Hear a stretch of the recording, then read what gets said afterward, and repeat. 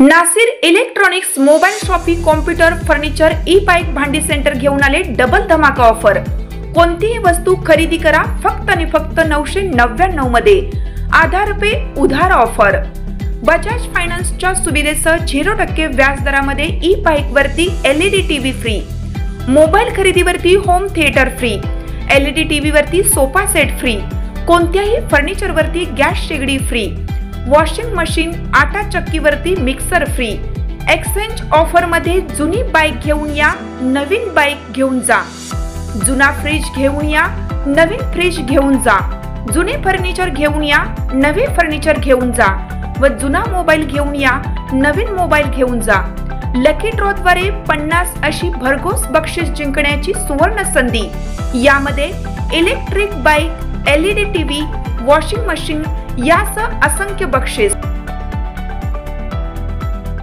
प्रत्येक बातमीतील घटनेच्या वास्तविकतेची तुलना थेट पाहत रहा चांगली अपडेट।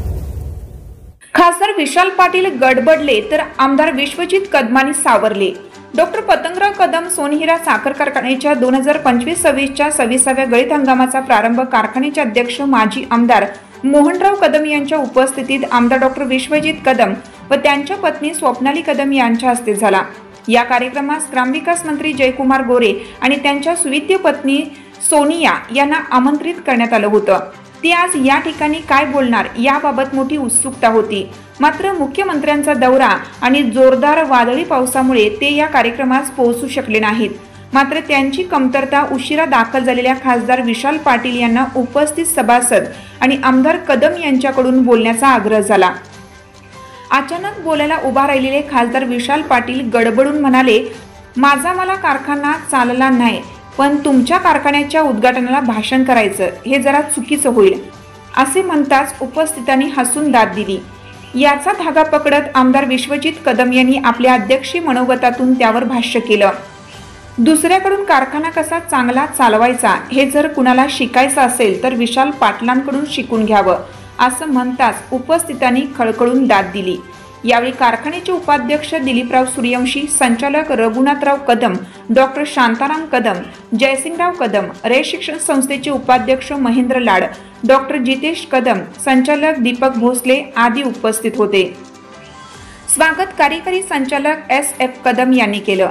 यावेळी ऋषिकेश लाड, संचालक भीमराव मोहिते, बापूसो पाटील, PC जाधव, तानाजी शिंदे, मालन मोहिते, सरपंच संतोष करांडे, इंद्रजित साळुंके, सुनील पाटील आदी उपस्थित होते। सूत्रसंचालन श्रीकांत माने यांनी केलं। शेतकरी बंधू मित्र, आता मी बोलणार नव्हतो पण तुमचा खूप आग्रह झाला म्हणून बोललो।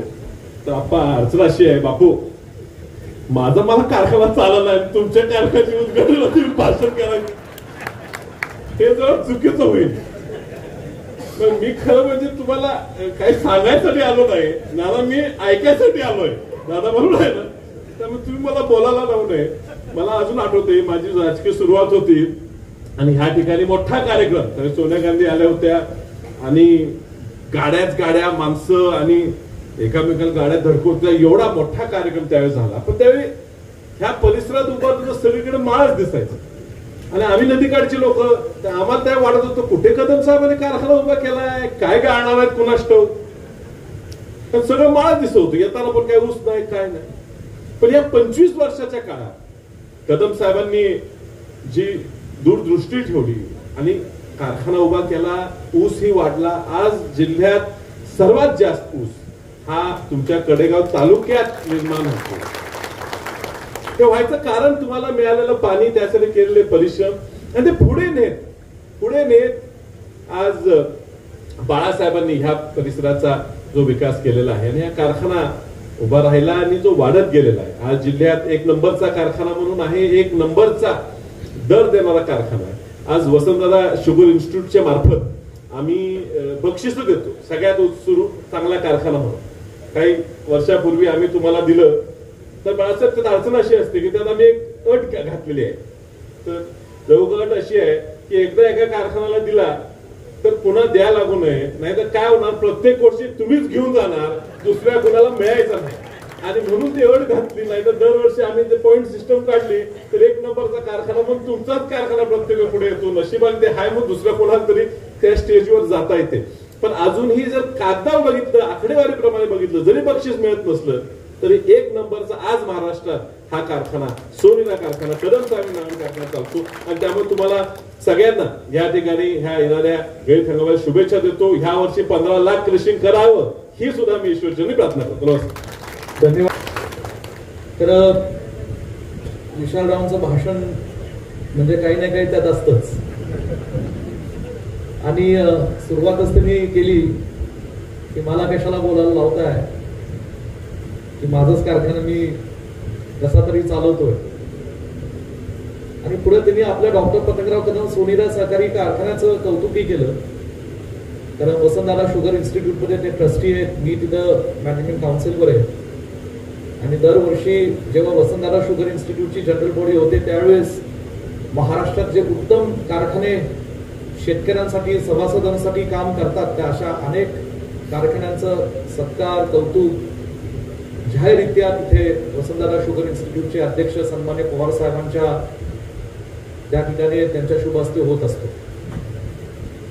आणि खरंच आहे की डॉक्टर पतंगराव कदम सोनिरा सहकारी साखर कारखान्याला मागच्या 25 वर्षात एवढे चांगले पुरस्कार वेगवेगळ्या कॅटेगरीमध्ये मिळालेले आहेत की त्याचा अभिमान संचालकांनाच नव्हे तर कारखान्याच्या अधिकाऱ्यांना, कामगारांना आणि सभासदांनाही मनापासून.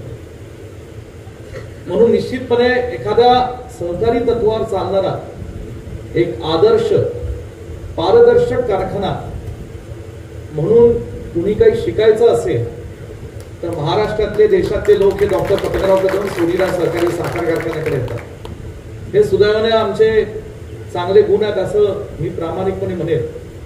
पण विशालराव तुमची खासियत आहे, ती खासियत अशी आहे की दुसऱ्याकडून कारखाना कसा चांगला चालवायचा हे कुणाला शिकायचं असेल तर त्यांनी विशाल पाटलांकडनं शिकून घ्यावं. असं म्हणलं तर चुकीचं ठरणार नाही.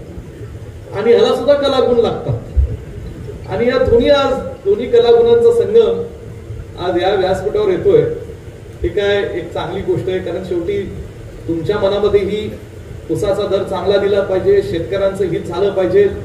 एक कारखान्याचे चेअरमन म्हणून, जिल्ह्याचे खासदार म्हणून हा हेतू आहेच.